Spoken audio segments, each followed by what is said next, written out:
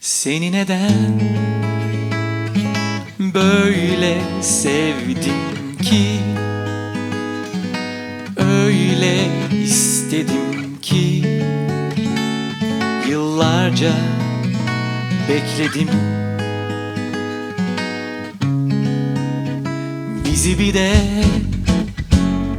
benim gözlerimden görebilseydin, belki beğenirdin.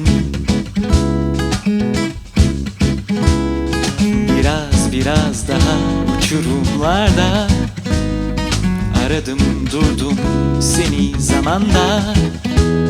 Seni beklemekten kayboldum sanki arafta. Biraz daha uçurumlarda aradım durdum seni zamanda. Seni özlemekten kayboldum sanki arafta. Seni neden sevdim ki, beni neden sevmedin? Seni neden bekledim, beni neden sevmedin?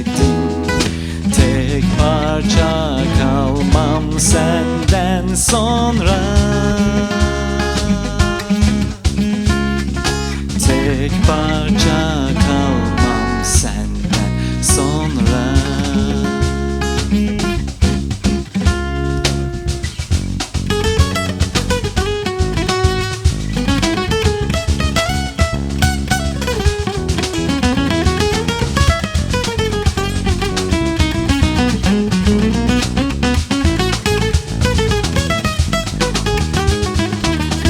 Biraz daha uçurumlarda aradım durdum seni zamanda.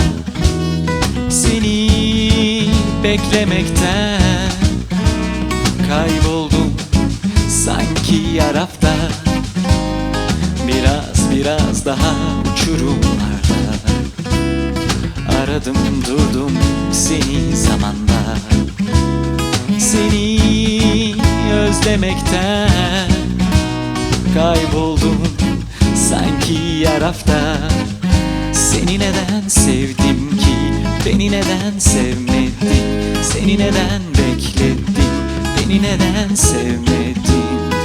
Tek parça kalmam senden sonra.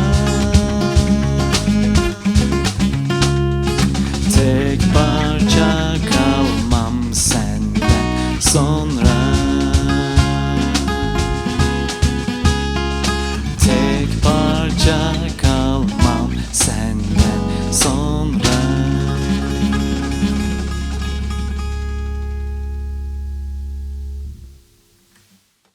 Bazen yalnız olmanın da kıymeti var gibi düşünüyorum. O yüzden kendimizle vakit geçirmenin değerini anlarsak bazen yalnız olmak da güzel geliyor bana.